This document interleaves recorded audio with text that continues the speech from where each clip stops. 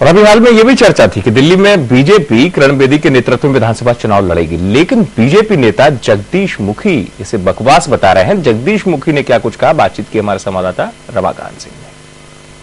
दिल्ली में लोकसभा चुनाव के नतीजे आ चुके हैं और बीजेपी को सभी सीटों पर, 7 सीटों पर विजय हासिल हुई है। इसके साथ ही एक हलचल दिल्ली वासियों के बीच में जरूर है कि उन्हें राष्ट्रपति शासन से कब मुक्ति मिलेगी।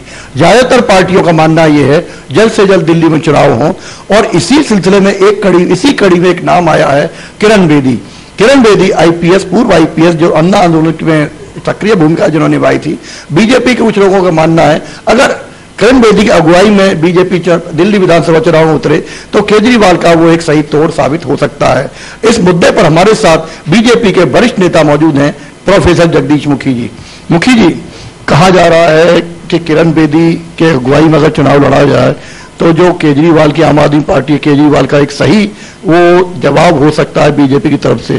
कितना सही लगता है आपको? आपने तो पूरी दिल्ली की राजनीति देखी, दिल्ली देखी है।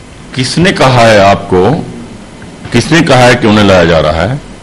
किसकी बात कर रहे हैं? भारतीय जनता पार्टी में ऐसी कोई सोच नहीं है। श्रीमती किरण बेदी बहुत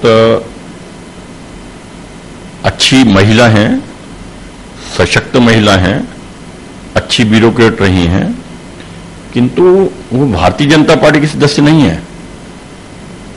तो भारतीय जनता पार्टी में उन्हें कंसीडर करके चलने का कोई सवाल सामने हमारे नहीं है। बीजेपी के वरिष्ठ नेता प्रोफेसर जगदीश मुखी, जिन्होंने न केवल किरण बेदी को लेकर बल्कि दिल्ली की भावी राजनीति की दशा और दिशा क्या होगी इस पर खुलकर चर्चा की। दिल्ली से कैमरामैन वीरेंद्र मिश्रा के साथ रमाकांत सिंह, 4 रियल न्यूज। पूर्वी दिल्ली की कोंडली विधानसभा